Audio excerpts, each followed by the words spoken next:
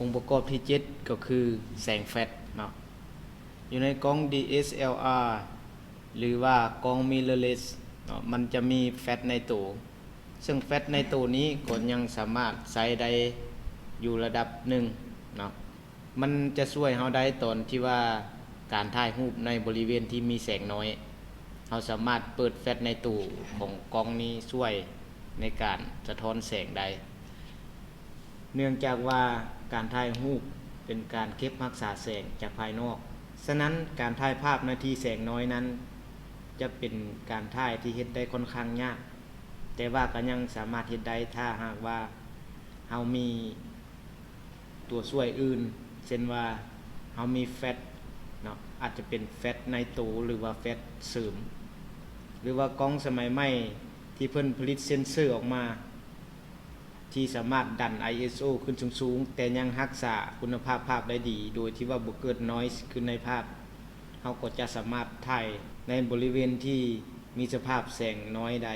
หรือในบริเวณที่มีสภาพแสงบ่เพียงพอและถ้าเฮามีแฟลชนอกหรือว่าแฟลชเสริมที่มีคุณภาพดีก็ยิ่งจะเป็นการดีเฮ็ดให้การถ่ายภาพของเฮามีคุณภาพที่ดีขึ้นตัวอย่างถ้าเฮามีแฟลชคือจังซี่แล้วเฮาอยากใส่แฟลชนี้ร่วมกับกล้องแม่นเฮาเอาแฟลชที่เฮามีสวมใส่ฮอตซูที่อยู่เทิงวิวไฟเดอร์นี้สวมเข้าไปปึ๊บเมื่อสวมเข้าไปแล้วแฟลชนอกตัวนี้จะเชื่อมต่อเข้ากับกล้องตัวนี้เวลาเฮากดถ่ายภาพปึ๊บแล้วแสงมันจะยิงออกจากแฟลชนี้ไปกระทบใส่ตัวแบบที่เฮาจะถ่ายแล้วมันก็จะสะท้อนแสงตัวนั้นเข้ามาหาเลนส์แล้วจะเฮ็ดให้ภาพที่เกิดขึ้นอยู่ในเซ็นเซอร์ของเฮานี้สว่างขึ้นนะถ้าบริเวณที่แสงน้อยก็แสดงว่าแสงที่สะท้อนเข้ามาในเลนส์นี้บ่ได้ดีเฮ็ดให้ภาพมืดภาพมี noise เกิดขึ้นย้อนแสงบ่พอถ้าเฮาใส่แฟลชที่ดีมาช่วยมันก็จะได้ภาพที่ดีขึ้นและแฟลชก็จะมีหลายรุ่นหลายยี่ห้อเฮาสามารถเลือกซื้อเลือกใช้ได้ตามความต้องการเฮาให้เฮาอ่านเบิ่งสเปคของมันแฟลชบางรุ่นบางยี่ห้อนี่ก็สามารถเชื่อมต่อแบบไร้สายซึ่งจะเฮ็ดให้เฮาถ่ายรูปได้อย่างสะดวกขึ้นและปรับเข้ากับสถานการณ์ได้หลายรูปแบบยิ่งขึ้นเนาะส่วนประกอบที่8ก็คือไมโครโฟนอยู่ในกล้อง DSLR หรือกล้อง mirrorless นี้มันจะมีไมโครโฟนอยู่ในตัวที่เพิ่นให้มามันจะอยู่ทางหน้าตัวนี้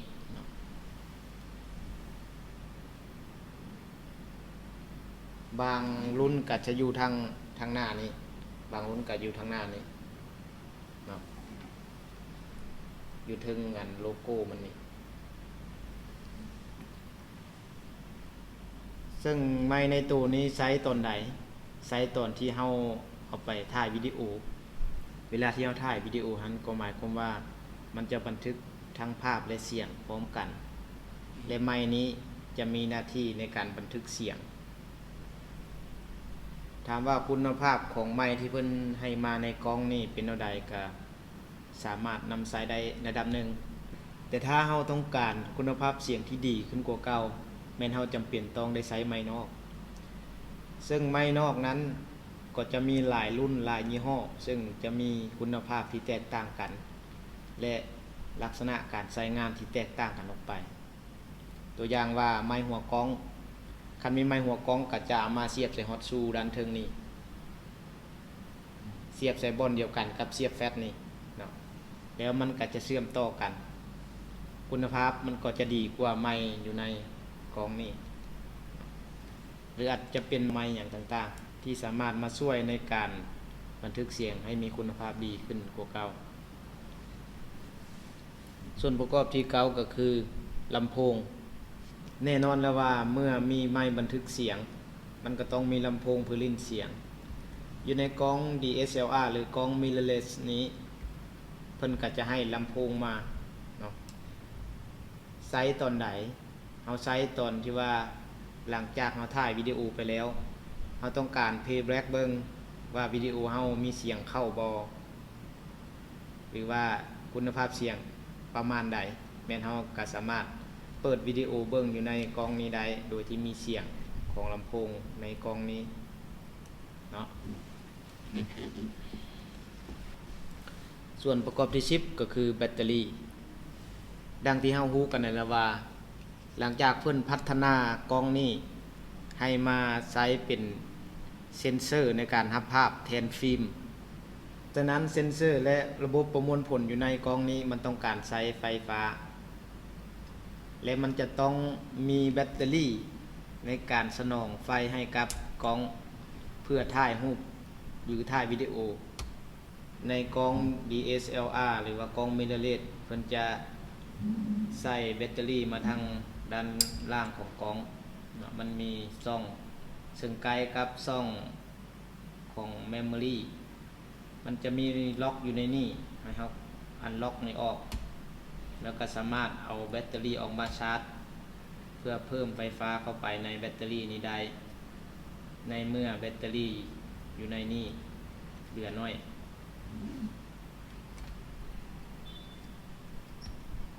ถ้าบ่มีแบตเตอรี่นี้ก็จะบ่สามารถถ่ายภาพได้เลยเพราะว่าระบบกล้องดิจิตอลมันจำเป็นต้องใช้ไฟฟ้าเพื่อเลี้ยงระบบการประมวลผล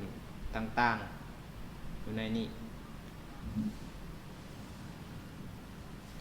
ส่วนประกอบที่11ก็คือโครงประกอบและปุ่มควบคุมอยู่ในกล้อง DSLR หรือกล้อง mirrorless นี้มันจะมี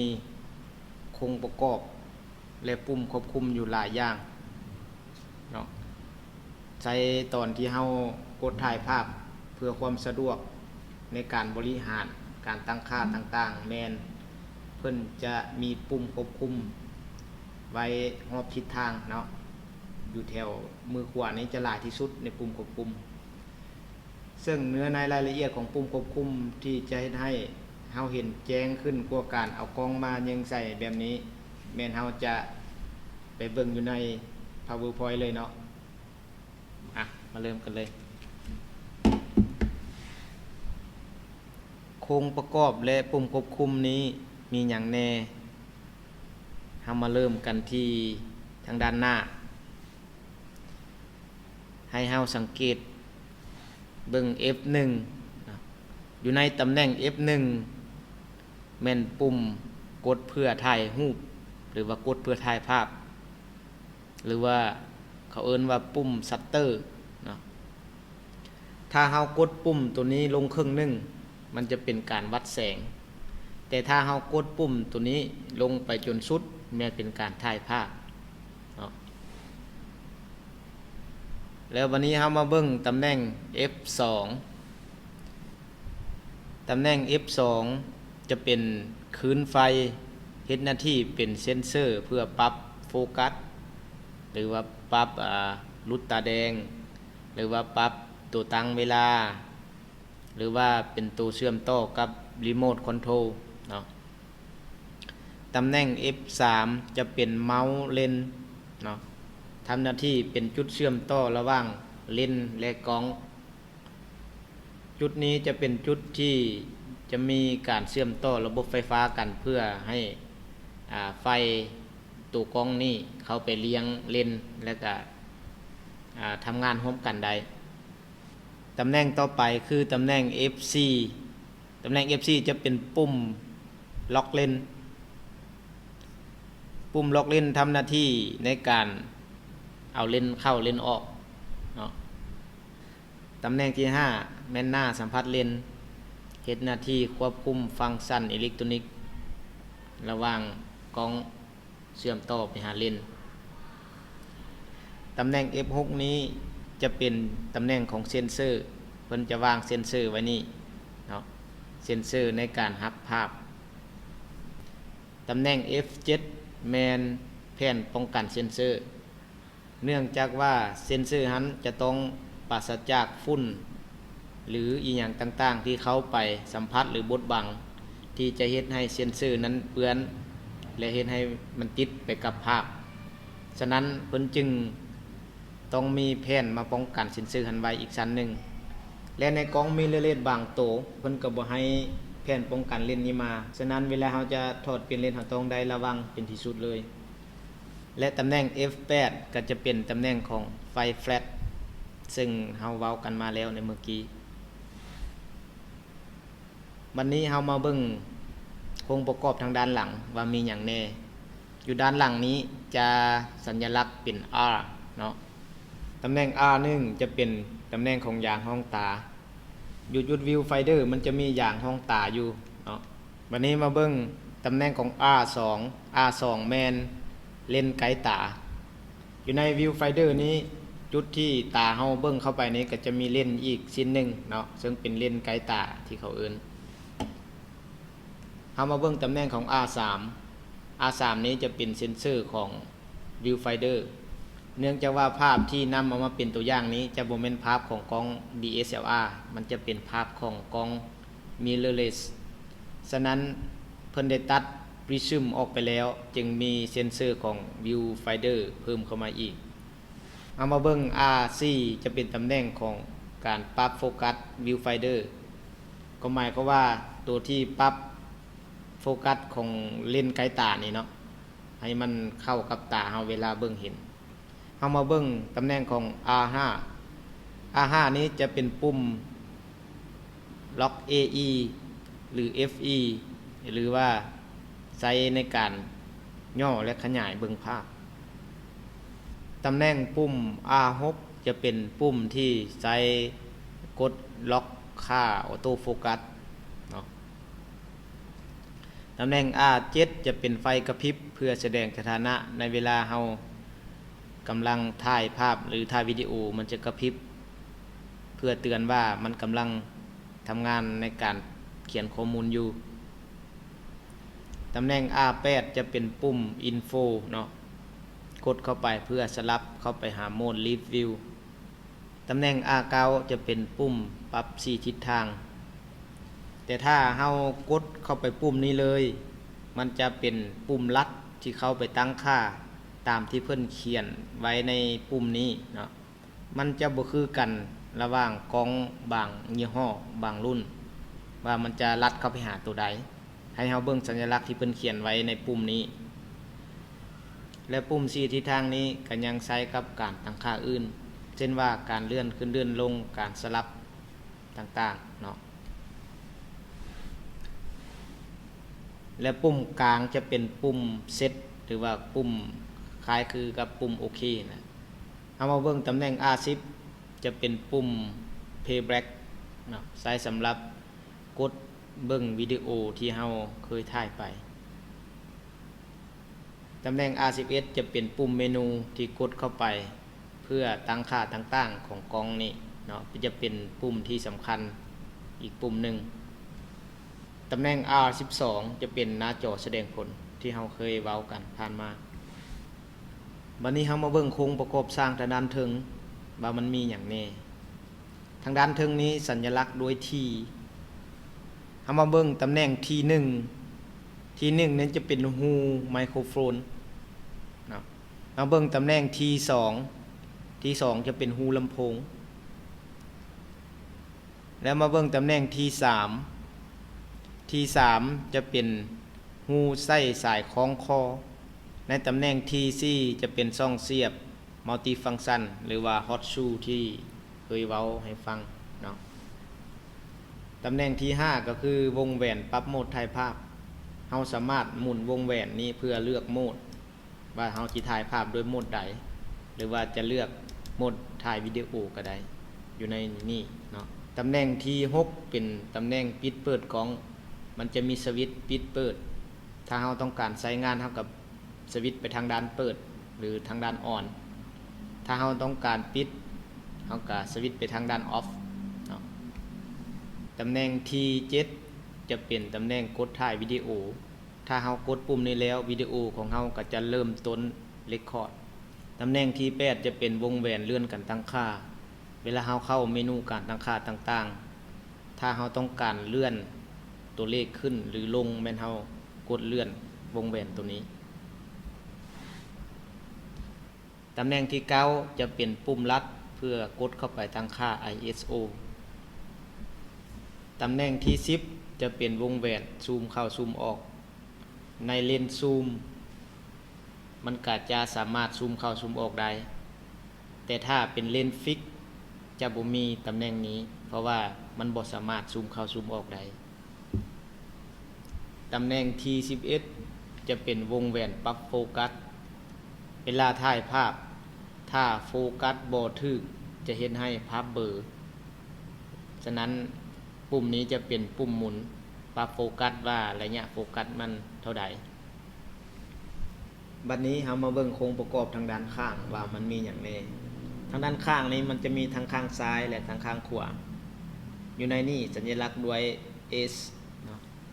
เรามาเบิ่ง S1 หูเสียบระบบใหม่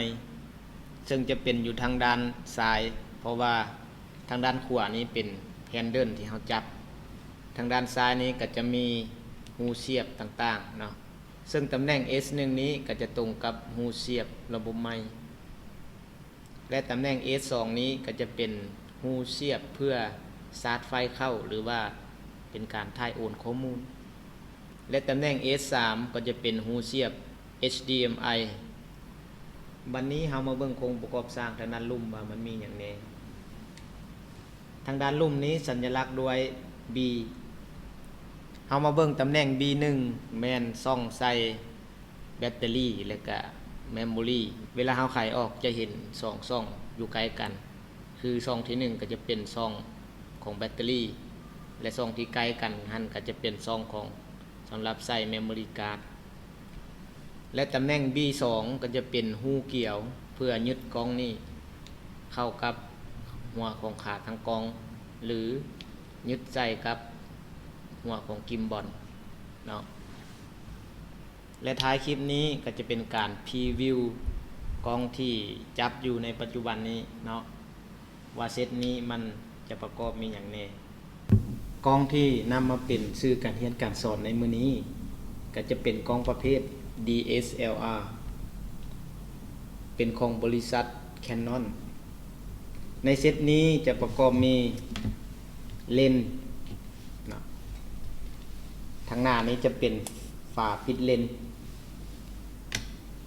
และเลนส์ตัวนี้ก็จะเป็นเลนส์คิดซึ่งได้มาจากการซื้อกล้องเนาะบางรุ่นเพิ่นจะแถมเลนส์คิดให้นำพร้อมและบางรุ่นเพิ่นก็บ่แถมต้องได้ซื้อแยกเลนส์นี้เมื่อเราต้องการสวมใส่หรือว่าถอดเลนส์ออกแม่นมันจะมีปุ่มล็อกอยู่ข้างบอดี้ทางหน้านี้เนาะถ้าเราต้องการถอดหรือสวมใส่เลนส์แม่นมันจะมีปุ่มล็อกอยู่ทางข้างเลนส์นี้ให้เราเอานิ้วมือกดปุ่มล็อกนี้ลงไปแล้วใช้มืออีกด้านหนึ่งจับเลนส์แล้วหมุนทวนเข็มโมงไปเนาะแล้วมันก็จะออกเวลาเราสวมเลนส์ใส่แม่นเราเบิ่งขีดหมายที่เป็นจ้ำสีขาวอยู่บนนี้แล้วมาเบิ่งขีดหมายที่เป็นจ้ำสีขาวอยู่บนเมาส์เลนส์นี่บน UC นี่เห็นบ่ให้2จุดนี้ตรงกันเนาะแล้วกดลงไปแล้วหมุนไปทางเข็มโมงแล้วมันจะมีเสียงดังแก๊กแสดงว่ามันได้เชื่อมต่อกันเรียบร้อยแล้วหรือว่ามันได้ล็อกไว้แล้วนี่ก็จะสามารถเคลื่อนไหวไปมาได้โดยที่มันล็อกไปเรียบร้อยถ้าเราจะเอาออกก็คือกดลงไปถ้าเราจะเอาออกก็คือเอาดิวซีกดปุ่มล็อกลงไปแล้วหันเลนออกจังซี่เนาะ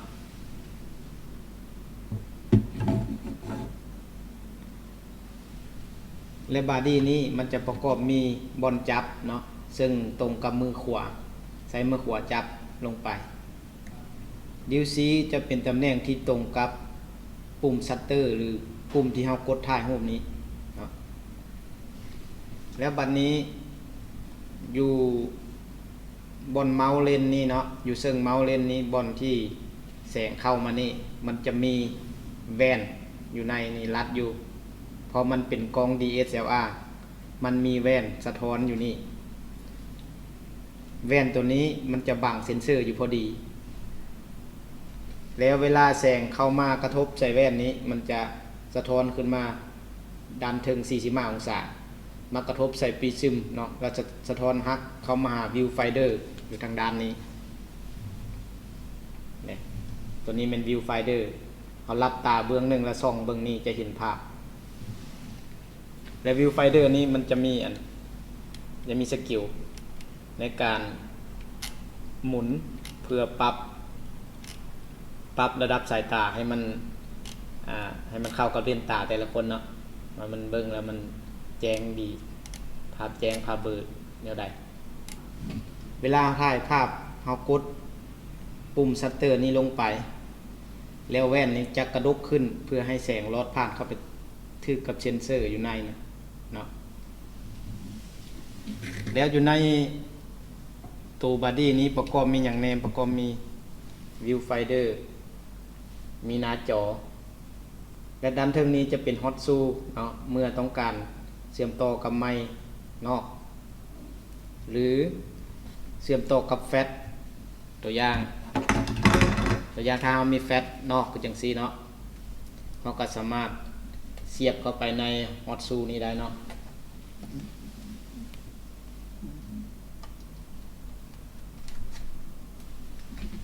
เป็นแบบนี้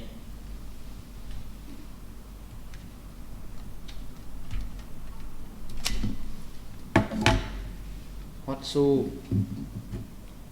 เป็นบอนเชื่อมต่อกับไมค์หรือแฟลชนอกแล้วก็จะมีปุ่มควบคุมเนาะแล้วก็ด้านเทิงนี่อันนี้จะเป็นตัวที่เลือกโหมดในการถ่ายภาพเนาะสามารถหมุนไปหมุนมาได้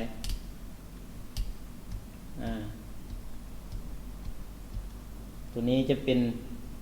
ตัวนี้จะเป็นด้านเทิงนี้จะเป็นฮอตซูเพื่อเชื่อมต่อกับด้านเทิงนี้จะเป็นฮอตซูเพื่อเชื่อมต่อกับแฟลชนอกหรือว่าเชื่อมต่อกับไมค์ตัวข้างๆนี้จะเป็นวงล้อหมุนสำหรับเลือกโหมดในการถ่ายภาพตัวนี้เป็นลูกกิ้งสำหรับเลื่อนการตั้งค่าต่างๆเลื่อนตัวเลขให้มันขึ้นให้มันลงเป็นตัวนี้และตัวนี้จะเป็นปุ่มชัตเตอร์นะแล้วด้านหลังเนาะตัวนี้จะเป็นปุ่มย่อขยายนะปุ่มซูมเข้าซูมออกเวลาเราเบิ่งภาพตัวนี้จะเป็นโหมดรีวิวเนาะตัวนี้จะเป็นปุ่ม4ทางเนาะขึ้นลงซ้ายขวาแล้วก็ถ้ากดเลยจะเป็นจะเข้าตั้งค่า ISO กดเลยจะเป็นการตั้งค่าออโต้โฟกัสบอกเนี่ยประมาณนี้เนาะอยู่ในนี้เป็นปุ่มเมนูแล้วก็มีสถานะบอกเรื่องการเชื่อมต่อ Wi-Fi เนาะการลินวิดีโอย้อนหลังบอกอย่างมันก็มีปุ่มควบคุมอยู่ด้านหน้านี้เนาะแล้ววันนี้ด้านข้างเบื้องซ้ายจะมีพอร์ตเชื่อมต่อมี3หูเป็นหูแจ็คหูฟังแล้วก็หูมินิ HDMI แล้วก็หูเพื่อสากไฟเนาะอยู่ด้านลุ่มจะมีหูเกี่ยวไว้สำหรับล็อกเข้ากับขาตั้งกล้องและอยู่ด้านล่างนี้ก็ยังมีซองใส่แบตเตอรี่และก็เมมโมรี่เราสามารถกดลงไปกดอันล็อกออกแล้วก็เอาแบตเตอรี่ออกได้และสามารถกดเอาเมมโมรี่ออกมาได้